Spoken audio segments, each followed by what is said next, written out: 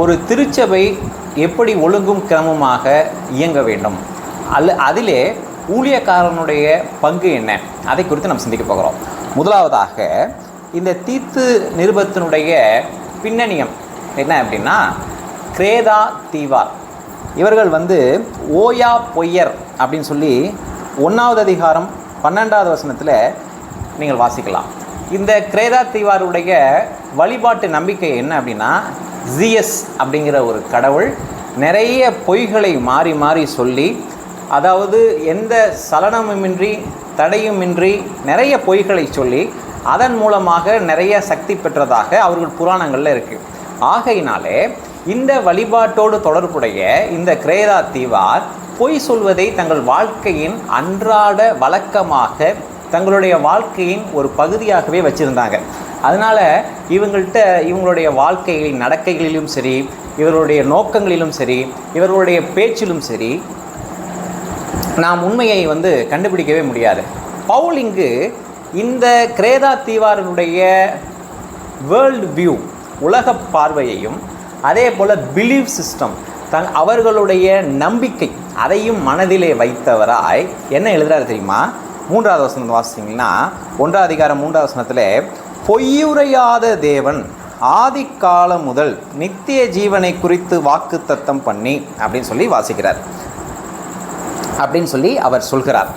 அப்போ ஒரு ஊழியக்காரன் தான் ஊழியம் செய்கின்ற மக்களுடைய வழிபாட்டு நம்பிக்கைகள் என்ன, ஏற்கனவே அவர்களுடைய மதத்திலே அவர்கள் கடவுளை பார்க்கின்ற விதம் என்ன அப்படிங்கிறத ஒரு ஊழியக்காரன் நல்லா புரிஞ்சுக்கணும். அதை புரிந்தால்தான் சத்தியத்தை கொண்டு அந்த நம்பிக்கைகளை நாம் மாற்ற முடியும். அப்போ 12வது அதிகாரத்திலே கிரேதா தீவார் ஓயா பொய்யர் அப்படிங்கிறத பவுல் எதிலிருந்து தெரிந்து கொள்ளுகிறார்? அவர்கள் தீர்க்கதரிசியானவனே சொல்லி இருக்கிறான். அப்படின்னா என்ன அர்த்தம்னா, அவர்களுடைய புராணங்களிலிருந்து, அவர்களுடைய வரலாறிலிருந்து இவர்களுடைய இறை நம்பிக்கை என்ன, இவர்களுடைய இறை நம்பிக்கை இவர்களுடைய வாழ்க்கையை எந்த விதத்திலே பாதித்திருக்கிறது, அதையெல்லாம் அறிந்து கொண்டு அந்த நம்பிக்கையை சத்தியத்தின் மூலமாகவும் மீட்பின் மூலமாகவும் ரட்சிப்பின் மூலமாகவும் அவர் மாற்றுவதற்கு முயற்சி செய்கிறார். அப்போ ஒரு ஊழியக்காரன் தான் எந்த மக்கள் நடுவிலே தேவனுடைய பணியை செய்கிறானோ அந்த மக்கள் கூட்டத்தினுடைய வாழ்க்கை முறை, அவர்களுடைய நம்பிக்கை, அவர்கள் எதை நம்புகிறார்கள், அவர்கள் அன்றாட வாழ்விலே எதை முன்னுரிமை தருகிறார்கள், எதனால் பாதிக்கப்பட்டவர்களாய் அவர்கள் இயங்குகிறார்கள், இதையெல்லாம் குறிவைத்து இதையெல்லாம் அறிந்து கொண்டு அவன் சத்தியத்தை பேச ஆரம்பிக்கும் பொழுதுதான் அங்கே ஒரு கனி உள்ள ஊழியமாக அது அமையும். அதனால தான் பவுல் 3வது அதிகாரத்திலே கடவுளை அவங்களுக்கு இன்ட்ரடியூஸ் பண்ணும்போது எப்படி இன்ட்ரடியூஸ் பண்ணுறாருன்னா, இவர் பொய் சொல்கிற தேவன் அல்ல, நித்திய ஜீவனை தருவேன் என்று சொன்னார்னா அதை கண்டிப்பாக தருவார். அதை எதுக்கு அவர் இந்த இடத்துல சொல்லணும்? பொய்யுரையாத தேவன் என்று சொல்லி தேவனுக்கு ஒரு டைட்டிலை கொடுத்துட்டு நித்திய ஜீவனோடு அதை ஏன் தொடர்பு படுத்தி காட்டணும் அப்படின்னா, பாவத்தின் சம்பளம் மரணம். அப்போ இந்த வார்த்தையை அவர் மாற்ற முடியுமா அப்படின்னா கண்டிப்பாக அவர் மாற்ற முடியாது. எந்த அடிப்படையிலே அவர் மாற்ற முடியாது, எந்த நிபந்தனையிலே அவர் மாற்ற முடியாது. பாவத்தின் சம்பளம் மரணம். அப்போ மனிதனுடைய பாவத்திற்கான பரிகாரத்தை செய்யும்படி தம்முடைய ஒரே பேரான குமாரனையே அனுப்ப வேண்டும். அந்த நிலை வந்தாலும் அவர் பொய் உரையாத தேவன், நித்திய ஜீவனை தருவேன் என்று வாக்கு பண்ணி அந்த நித்திய ஜீவனை ஜனங்களுக்கு தருவதற்கு, பாவத்திற்கான பரிகாரம் செய்வதற்கு, ஜனங்களுக்கு முக்தியை இலவசமாய் தருவதற்கு, ஜனங்களை தம்மோடு சேர்த்து கொள்வதற்கு ஒருவரை பலியாக்க வேண்டும். அது தன்னுடைய சொந்த குமாரனே ஆனாலும் எவ்வளவேனும் பொய்யுரையாத தேவன் தான் சொன்ன வாக்கை நிறைவேற்றினார். அப்படிங்கிறது தான் பவுல் தேவனை குறித்து அந்த ஜனங்களுக்கு வலியுறுத்தி காண்பிக்கின்ற ஒரு உண்மை. அவர் மெய்யான தெய்வம், வாக்கு மாறாதவர். அதை தான் அவங்க சொல்ல வர்றார். அப்போ இதிலிருந்து ஒரு ஊழியக்காரன் தான் எந்த இனக்குழுவுக்கு நடுவாக, எந்த மக்கள் கூட்டத்திற்கு நடுவாக, எந்த தேசத்திலே, எந்த பகுதியிலே அவன் ஊழியம் செய்கிறானோ அந்த மக்களை குறித்து அவன் நன்றாக அறிந்திருக்க வேண்டும். இரண்டாவதாக 2வது அதிகாரம் 1வது வசனத்திலே, நீயோ ஆரோக்கியமான உபதேசத்திற்கு ஏற்றவைகளை பேசு. நோய்வாய்ப்பட்ட, அதாவது பாவத்தினால் சாக கிடக்கின்ற, பலதரப்பட்ட நம்பிக்கையினால், இந்த உலகம் தருகிற போலியான நம்பிக்கைகளினால், மத நம்பிக்கைகளினால் தங்கள் ஆத்துமாவுக்கு அழிவுக்கு நேராக ஓடிக்கொண்டிருக்கின்ற ஒவ்வொரு மனிதனையும் நீ குணமாக்கும்படி ஆரோக்கியமான உபதேசத்தை பேசு. ஆரோக்கியமான உபதேசம் என்பது வேறு ஒன்றும் அல்ல, தேவனிடத்திலிருந்து வருகிற நற்செய்தி. அதை தான் சொல்கிறார். அப்போ ஒரு ஊழியக்காரன் எதை பேச வேண்டும் என்று சொன்னால், ஆரோக்கியமான உபதேசத்திற்கு ஏற்றவைகளை பேச வேண்டும். ஒரு மனிதனை மனமாற்றத்திற்கு நேராய் வழி நடத்துகிற உபதேசங்களை பேச வேண்டும். ஒரு மனிதனை மறுரூபமாக்குகின்ற உபதேசங்களை அவன் பேச வேண்டும். ஒரு மனிதனை தேவனை நோக்கி கிட்டி சேர்க்கின்ற உபதேசங்களை அவன் பேச வேண்டும். அதை தான் பவுல் அந்த வார்த்தையை சொல்லிட்டு 2வது 3வது 4வது 5வது வசனங்களில் என்ன எழுதுறார் அப்படின்னா, முதிர் வயது உள்ள ஸ்திரீகளுக்கும் நீர் புத்தி சொல்லு, அதே போல பாலிய, அதாவது வாலிப இளைஞர்களுக்கும் நீ புத்தி சொல்லு, அதே போல தேவ வசனம் தூசிக்கப்படாதபடிக்கு யுவதிகளாக இருக்கிற, அதாவது இளம் தம்பதியர்களுக்கு, திருமணமாகாத பாலிய பெண்களுக்கு நீ புத்தி சொல்லு. அப்போ இதில் நம்ம தெரிய வர என்னன்னா, வேத வசனத்தை கொண்டு புத்தி சொல்லும்படி, ஜனங்களுடைய சுவாபங்களை மாற்றும்படி, ஜனங்களுடைய பழக்க வழக்கங்களை மாற்றும்படி, ஜனங்களுடைய நடவடிக்கைகளை மாற்றும்படிக்கே ஒரு ஊழியக்காரன் அழைக்கப்பட்டிருக்கிறான். அப்போ நீயோ ஆரோக்கியமான உபதேசத்திற்கு ஏற்றவைகளை பேசு. அதாவது புல்பீட்டு ஏறினா ஜோக் அடித்து ஜனங்களை என்டர்டெயின் பண்ணுறதுக்காக அல்ல, அல்லது சுவாரஸ்யமாக உணர்ச்சி பொங்க பேசி ஜனங்களுக்கு ஒரு உணர்ச்சி வசத்தை ஏற்படுத்துகிற விதமான ஒரு பேச்சு அல்ல. அதே போல் ஜனங்களுக்கு உதவாத காரியங்களை பேசி அவர்கள் நேரத்தையும், பேசுகின்றவர்கள் நேரத்தையும் வீணடிக்கிற ஒரு பேச்சையும் அல்ல. ஜனங்களை மறுரூபமாக்குகின்ற உபதேசத்திற்கு ஏற்றவைகளை பேசு.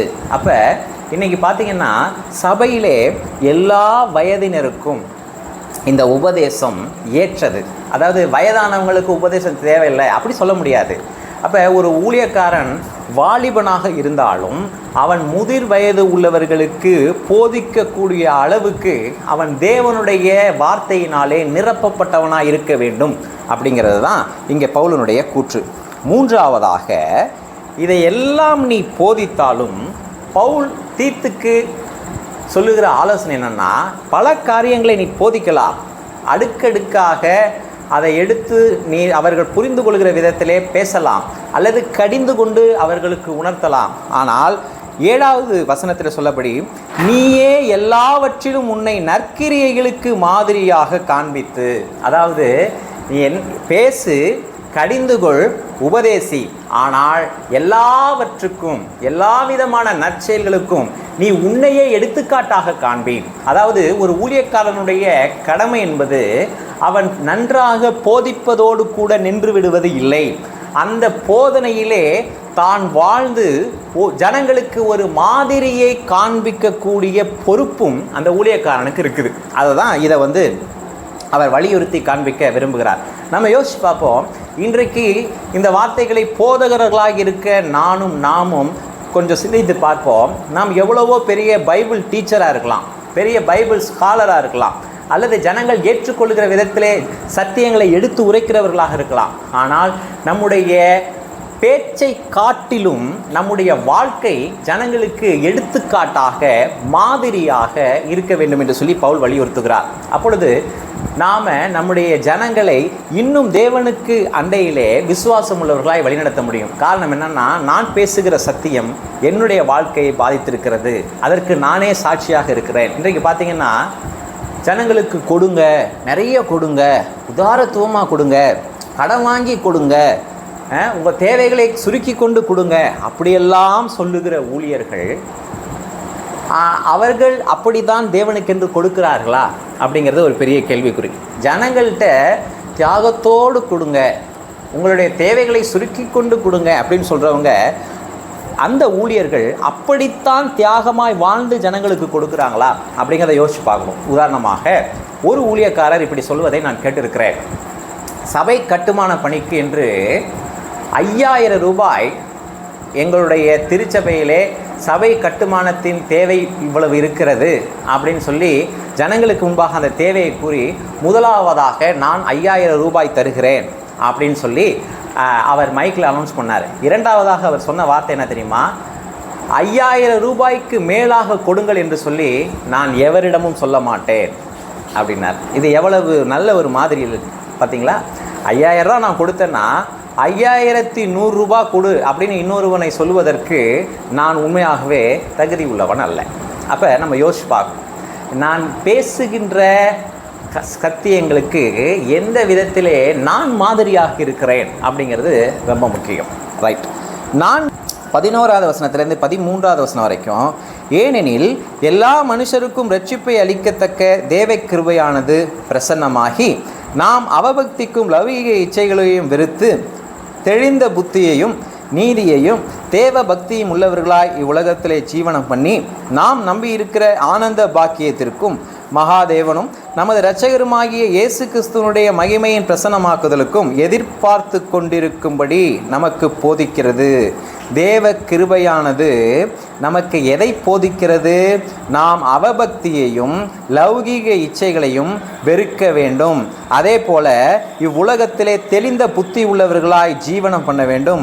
அதே போல அவருடைய வருகைக்கு நாம் எதிர்பார்க்க வேண்டும். நம்மை நாமே சுத்திகரித்து கொள்ள வேண்டும். அதைத்தான் தேவ கிருபை போதிக்கிறது. இன்றைக்கு யோசிச்சு பாருங்க, சபையிலே பேசுகிற ஊழியர்கள், சபையை நடத்துகிறவர்கள் தேவ கிருபைன்னு சொல்லி எதையோ போதித்து கொண்டிருக்கிறார்கள். நீ சினிமா பாட்டு பாடலாம், காரணம் ஆண்டவர் கிருபை உள்ளவராக இருக்கிறார். அதே போல் நீ எப்படி வேணாலும் நடனம் பாடலாம், ஏன்னா நீ புதிய ஏற்பாட்டு விசுவாசி, அந்த கிருபைக்குள்ளே பிரவேசிச்சிருக்க.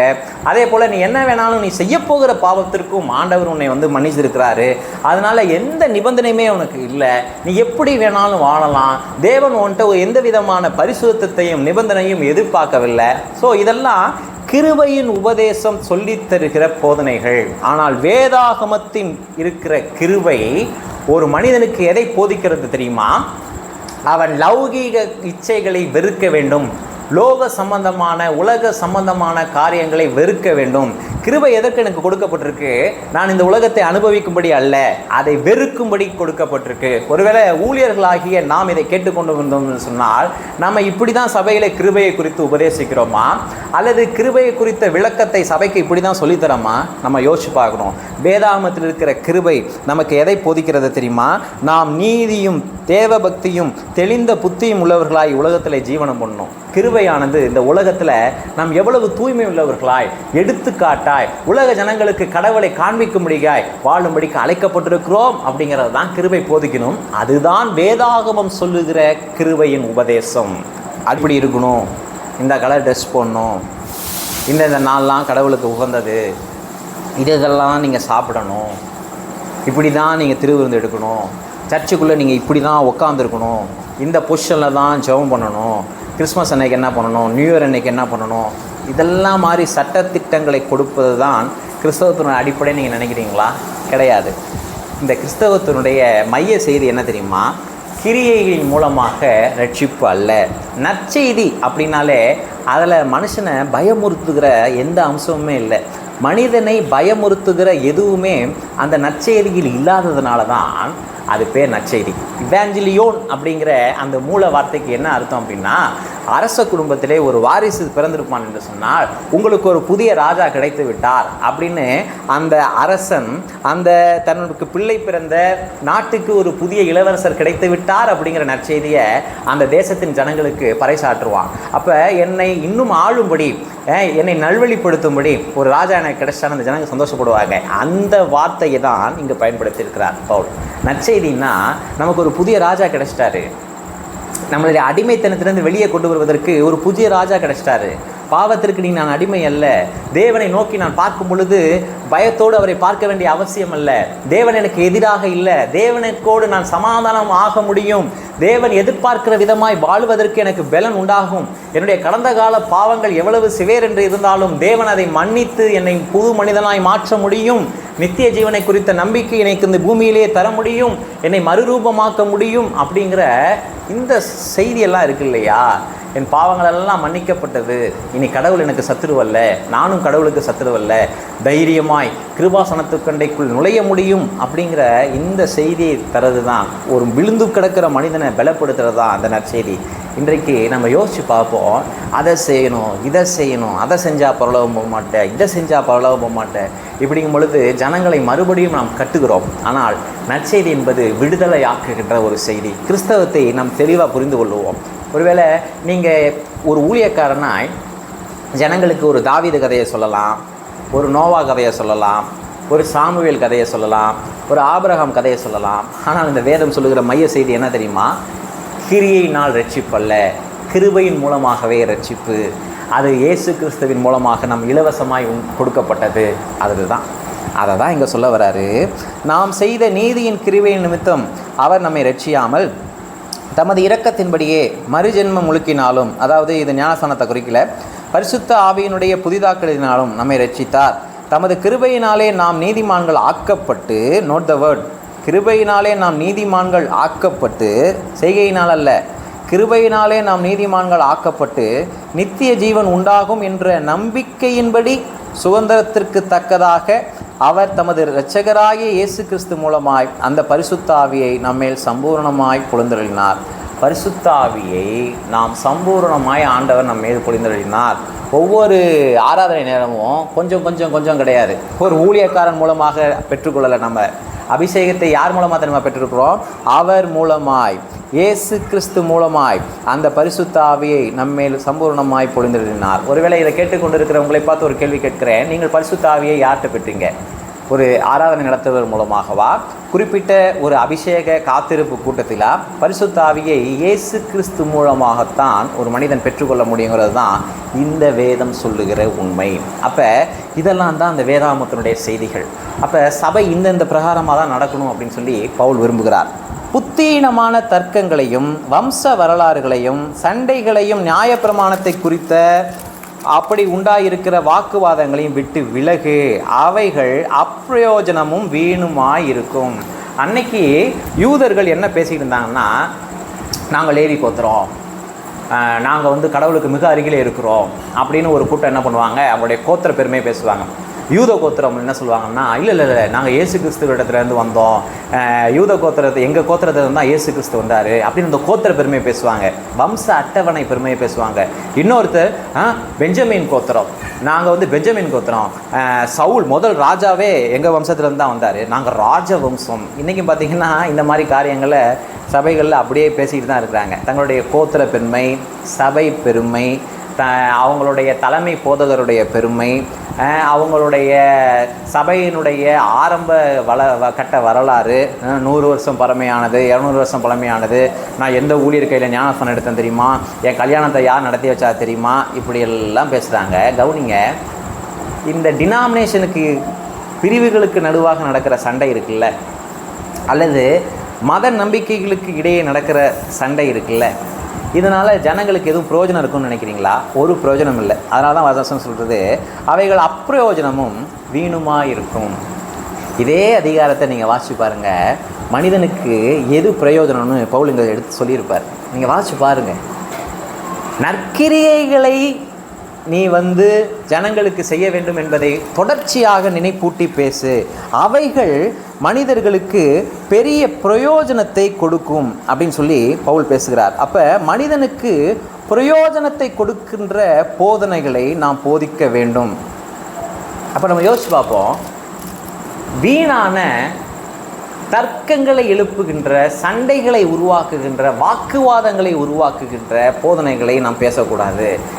கால் கழுவி தான் திருவிருந்து எடுக்கணுமா, சப்பாத்தி தான் கொடுக்கணுமா, இல்லை ரவுண்டாக இருக்கிறத கொடுக்கலாமா, இல்லை ஒரே கப்பில் இருக்கிறத தான் எல்லாம் குடிக்கணுமா, இல்லை சின்ன சின்ன கப்பில் இருக்க கொடுக்கலாமா, ஆண் கொடுக்கலாமா, பெண் கொடுக்கலாமா, இப்படி எல்லாம் பேசிட்டு இருந்தோம்னா யோசிச்சு பாருங்கள், இதனால் ஏதாவது பிரயோஜனம் இருக்கா? இந்த தர்க்கங்களினாலும் வாக்குவாதங்களினாலும் கடவுளுக்கோ மனிதனுக்கோ ஏதாவது பிரயோஜனம் இருக்கா? இதை கேட்கின்ற உலகத்துக்கு பிரயோஜனமாக இருக்கா? அதுக்கு பதிலாக இப்படி உட்காந்து யோசிங்க, நாம் ஏன் இன்னும் கனி உள்ளவர்களாக மாறலை? நாம் சுவிசேஷம் சொல்லும்படி நம்ம இன்னும் என்னென்னலாம் செய்யலாம்? இத்தனை வருஷம் சபைக்கு வந்துக்கிட்டு இருந்தோம், என்னால் என்னுடைய ஆசைகளை ஏன் அதன் மேலே ஒரு ஆளுகை எனக்கு இல்லை, அப்படியெல்லாம் நம்ம யோசித்தோம்னா அதிலிருந்து நம் போதனைகளை உருவாக்கினோம் என்று சொன்னால் ஜனங்களுக்கு அதுதான் பிரயோஜனம் உள்ளது. நம்ம யோசித்து பார்ப்போம். வேத புரட்டனாக இருக்கிற 10வது வசனத்தில், வேத புரட்டனாக இருக்கிற ஒருவனுக்கு நீ 2 தரம் புத்தி சொன்ன பின்பு அவனை விட்டு விலகு. வேத புரட்டனாக இருக்கிற ஒருவனுக்கு புத்தி சொன்ன பின்பு அவனை விட்டு என்ன பண்ணு, விலகு. அப்படின்னா அவன் கூட சண்டை போடாதன்னு அர்த்தம். சர்ச்சிலேருந்து அவனை தள்ளி வை.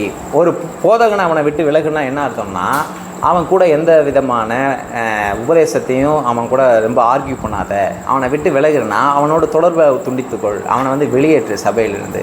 வேத புரட்டனாக இருக்கிற ஒருவனுக்கு 2-3 தடவை சொல்லிவிட்டு அவனை அவாய்ட் பண்ணிடு. அதை தான் சொல்கிறார்.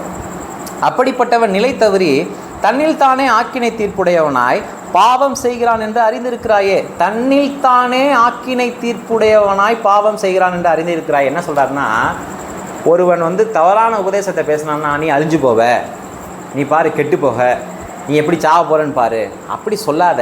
நீ அவனுக்கு நியாய தீர்ப்பு கொடுக்காத. ஏன்னா அவன் தன்னில் தானே ஆக்கினை தீர்ப்பு உடையவனாக இருக்கிறதுனால தான் அப்படி பேசுகிறான். அல்லது அப்படி பேசுகிறதுனால அவன் தன்னில் தானே ஆக்கினை தீர்ப்பு உடையவனாக இருக்கிறான். அவன் ஆல்ரெடி ஜட்ஜ்டு. நீ அவனை என்ன பண்ணாத, கர்த்தர் அவனை தண்டிப்பார், கொல்லுவார், நீ அதை சொல்ல வேண்டிய அவசியமே இல்லை. காரணம் அவன் ஆல்ரெடி ஹீ இஸ் ஜட்ஜ்டு அப்படிங்கிறதான் பவுல் இங்கே சொல்கிறார். நான் அர்த்திமையாவது தீகியாவது உன்னிடத்தில் அனுப்பும்போது நீ நிக்கோப்போலிக்கு என்னிடத்தில் வர ஜாக்கிரதைப்படு. சரி, இதை கொஞ்சம் நான் விளக்கமாக சொன்னால் தான் உங்களுக்கு புரியும் நினைக்கிறேன். என்ன சொல்கிறாருன்னா, தீத்துவர் அர்த்தமய தீகிக்கு அப்படிங்கிறவர்களை உன்கிட்ட அனுப்புகிறேன். நீ என்ன பண்ணுன்னு கேட்டிங்கன்னா, நிக்கோப்போலி அப்படிங்கிற ஒரு பட்டணத்திற்கு நான் வருவேன், அங்கே என் கூட சேரு, அங்கே கொஞ்ச நாள் நம்ம ஊழியம் பார்ப்போம். உன்னுடைய கடமைகளையும் பொறுப்புகளையும் நீ இருக்கிற சபைகளை கவனிக்கும்படி நான் 2 ஊழியக்காரர்களை அனுப்பிச்சி வைக்கிறேன் அப்படின்னு சொல்கிறாரு. மாறி காலத்திலே அங்கே தங்கும்படி தீர்மானித்திருக்கிறேன். அப்போ அந்த சைடு ஊழியத்துக்கு வர்றேன், உன்னையும் பார்த்து ரொம்ப நாள் ஆச்சு தீத்து, அதனால் என்ன பண்ணுறேன், நான் 2 பேர்த்த உங்ககிட்ட அனுப்பிச்சி வைக்கிறேன், அவங்கள அங்கே விட்டுட்டு நீ என் கூட வா, நம்ம நிக்கோப்போலி அப்படிங்கிற பட்டணத்தில் தங்கி கொஞ்ச நாள் ஊழியம் பார்ப்போம் அப்படிங்கிறார். இதை சொல்கிறதுக்கு முன்னாடி உங்கள்கிட்ட ஒரு உதாரணத்தை சொல்கிறேன். நீங்கள் என்னைக்காவது வண்டியில் போகும் பொழுது உங்களை நாய் விரட்டியிருக்கா? யோசிச்சு பாருங்கள். கண்டிப்பாக எல்லாத்துக்குமே இந்த அனுபவம் இருக்கும். அப்படி விரட்டும் பொழுது அது உங்கள் வீடு வரைக்கும் விரட்டிட்டு வராது, கொஞ்சம் தூரம் போனால் உங்களை விட்டுரும். அது என்ன காரணம் தெரியுமா? நாய் ஒரு எல்லை பிராணி, டெரிட்டோரியல் அனிமல். அதாவது அந்த எல்லைக்குள்ளே நீங்கள் நுழைஞ்சிங்க அப்படின்னா அது பயப்படும். தன்னுடைய எல்லைக்கு காக்கிறதுக்காக அந்த எல்லையிலேருந்து உங்களை விரட்டுறதுக்காக உங்கள் பின்னாடியே வரும். அந்த எல்லையை நீங்கள் தாண்டிட்டீங்கன்னா அது மறுபடியும் தன் எல்லையில் போய் படுத்துக்கும். எதுக்காக தெரியுமா அதை சொல்ல வர? இன்றைக்கு நிறைய ஊழியர்கள் எல்லைகளை ஆக்கிரமித்து வைத்து கொண்டார்கள். இது என்னுடைய ஊர், இங்கே யாரும் ஊழியத்திற்கு வரக்கூடாது. நடக்குதா இல்லையா? எனக்குமே அப்படி தனிப்பட்ட அனுபவங்கள் உண்டு. நிறைய இடங்களில் ட்ராக்ஸ் கொடுக்க போகும்பொழுது, இந்த ஊரில் சர்ச் இருக்குது, இந்த ஊரில் நாங்கள் பார்த்துக்குறோம், இது எங்கள் எல்லை, எங்கள் ஊர், நீங்கள் வராதிங்கம்பாங்க. இது என்ன புத்தின்னு நினைக்கிறீங்க? They are territorial. என்னுடைய சபை, இங்கே யாரையும் நான் ஊழியத்திற்கு விட மாட்டேன், இது என்னுடைய சபை, நானும் எங்கே போக மாட்டேன். இதை பெருமையாக சொல்லுவாங்க. என் சபையை விட்டு நான் எங்கேயுமே ஊழியத்துக்கு போகிறதில்ல, இந்த ஊரை தாண்டி நான் எங்கேயுமே நான் ஊழியத்துக்கு போகிறதில்ல. அப்போ நம்ம யோசிச்சு பார்ப்போம், நாம் ஸ்தல திருச்சபையிலே ஊழியத்தை செய்தாலும் எல்லை தாண்டி இன்னொருவரோடு இணைந்து கொண்டு அதே போல் என்னுடைய ஊழியத்தில் இன்னொருவரை சேர்த்து கொண்டு ஊழியம் செய்கிற அளவுக்கு முதிர்ச்சி எனக்கு இருக்கான்னு யோசிச்சு பார்ப்போம். அதே போல் நான் தாறுமாறான காரியங்களை உபதேசிக்கிற எல்லாரு கூடயும் சேரணும்னு நான் சொல்லலை, அவங்கள நான் ஏற்றுக்கொள்ளணும் அப்படின்னு சொல்லலை. அது சபைக்கு உண்மையாகவே குந்தகத்தையும் ஆபத்தையும் விளைவிக்கும். ஆனால் பவுல் இங்கே சொல்கிறாரு பாருங்க, பவுல் அனுப்பி வைக்கிற ஊழியர்கள் சிறந்தவர்கள், அதனால தான் தைரியமாக அதை சொல்கிறார். ரைட். அடுத்ததாக கடைசியாக நம்ம பார்க்க போகிறது என்ன தெரியுமா? நியாய சாஸ்திரியாகிய சேனாவும் அப்போலோவும் ஒரு குறைவில்லாதபடிக்கு அவர்களை ஜாக்கிரதையாய் விசாரித்து வழிவிட்டு அனுப்பு. நம்முடையவர்களும் கனியற்றவர்களாய் இராதபடி குறைவுகளை நீக்குகிறதற்கு ஏதுவாக நற்கிரியைகளை செய்ய பழகட்டும். அப்போ இந்த நியாயசாஸ்திரியாகிய சேனாவும் அப்போலாவும் உங்ககிட்ட வருவாங்க. எதுக்கு தெரியுமா? நான் எழுதின இந்த நிருபத்தை உன்கிட்ட கொண்டு வந்து கொடுப்பாங்க. அவங்கள நீ ஜாக்கிரதையாக விசாரித்து வழிவிட்டு அனுப்புங்கிறார். கவனிங்க, அந்நாட்களில் இந்த நிருபங்களை எழுதுகிற மெட்டீரியல் இருக்கு இல்லையா, அந்த நிருபத்தை எழுதுகிற மெட்டீரியல் ரொம்ப காஸ்ட்லி. இந்த 3 அதிகாரத்தை எழுதுறது ரொம்ப காஸ்ட்லி. ஏறத்தாழ இந்த தீத்து புஸ்தகத்தை எழுதுறதுக்கு மட்டும் வரலாறு சொல்கிறபடி இன்றைக்கு பண மதிப்பில் 1 லட்சத்துலேருந்து 1.5 லட்சம் ரூபா வரைக்கும் செலவாகுமா தீத்து புஸ்தகத்தில் எழுதுறதுக்கு அந்த சுருளில். இப்போ அவ்வளவு செலவு பண்ணி நான் எழுதுனதை ரொம்ப தூரம் பிரயாணம் பண்ணி பாருங்கள், மாத கணக்காக பிரயாணம் பண்ணணும். மாத கணக்காக பிரயாணம் பண்ணி உன்கிட்ட கொண்டு வந்து தராங்கப்பா. அவங்க உயிரை பணையை வச்சு உங்கள்கிட்ட கொண்டு வந்து தராங்கப்பா. அதனால் என்ன பண்ணு, அவங்கள ஜாக்கிரதையாக விசாரித்து வழிவிட்டு அனுப்பு. இது ஆங்கில மொழிபெயர்ப்பில் எப்படி வந்திருக்குன்னா, மீட் தேர் அர்ஜென்ட் நீட்ஸ். அவர்களுடைய அத்தியாவசிய தேவையை சந்தித்து அவங்கள ஜாக்கிரதையாக விசாரி. அவ்வளோ தூரம் உனக்காக வந்திருக்கிறாங்க, ஒரு ஆசீர்வாதமான செய்தியை உங்கள் சபைக்கு கொண்டு வராங்க. அப்போ அவர்களுக்கு கொடுக்க வேண்டிய ஃபினான்ஷியல் நீடு. அப்போ விசாரிச்சு அனுப்புனா, நல்லா இருக்கீங்களா, உங்கள் வீட்டுக்காரங்களாம் எப்படி இருக்காங்க, பிள்ளைங்க நல்லா இருக்கா, உங்கள் அம்மா அப்பா நல்லா இருக்கா, அது கிடையாதுங்க. அவருடைய ஃபினான்ஷியல் நீட், அவர்களுடைய அந்த செலவுகளை நீ சந்தித்து அவங்க வழிவிட்டு அனுப்பு அப்படின்னு சொல்லி தீத்துக்கு என்ன பண்ணுறாருன்னு கேட்டிங்கன்னா ரெக்கமெண்ட் பண்ணுறாரு. அப்போ நம்ம யோசிச்சு பார்ப்போம், நம்முடைய திருச்சபைக்கு வருகிற ஊழியர்களை நாம் அவர்கள் ஆசீர்வாதமான ஒரு செய்தியை கொண்டு வரும் பொழுது அவர்களை ஜாக்கிரதையாய் விசாரித்து வழிவிட்டு அனுப்புகிறோமா அப்படிங்கிறத நம்ம யோசிச்சு பார்க்கணும். இன்னொரு ஊழியருக்கு நாம் ஆசீர்வாதமாக இருக்கிறோமா, அல்லது நாம் பெரும் அளவிலே செலவு பண்ணி இன்னொரு சபைக்கு ஆசீர்வாதமான செய்தியை கொண்டு போகிறோமா, அதெல்லாம் நம்ம யோசிச்சு பார்க்கணும். இப்போ என்ன சொல்கிறாருன்னா, நம்முடையவர்களும் கனியற்றவர்களாக இராதபடிக்கு நற்செயல்களை செய்வதற்கு பழகட்டும். அப்போ நற்செயல்களை செய்வதற்கு நாம் பழக வேண்டும். இந்த இடத்துல நற்செயல்கள் செய்வதற்குன்னா என்னென்னா ஊழியர்களை விசாரிப்பது. அப்போ இவ்வளோ காரியங்களை உங்களை நாங்கள் சொல்லியிருக்கேன். ஒரு சபை எப்படி இயங்க வேண்டும், ஒரு ஊழியக்காரன் எப்படி இயங்க வேண்டும் என்பதை சொல்லியிருக்கேன். இதை தீத்துக்கு சொல்லும்படி தான் இந்த நிருபத்தை எழுப்பினார். இன்னொரு முக்கியமான காரியம், நான் ரொம்ப சூப்பர்ஃபிஷியல், அதாவது நேரம் கருதி மேலோட்டமாக சொல்லியிருக்கிறேன். ஒரு ஊழியக்காரன் அவசியமாக இந்த தீத்து நிருபத்தை அவன் படிக்க வேண்டும். அதை அவன் நிறைய ஆழமாக சத்தியங்களை அதில் எடுத்துக்கொள்ள வேண்டும். அப்படி பண்ணாதான் என்ன கிடைக்கும் அப்படின்னு கேட்டிங்கன்னா, சபை ஒழுங்கும் கிரங்குமாக தேவனுடைய பார்வையிலே அதை இயங்க முடியும்.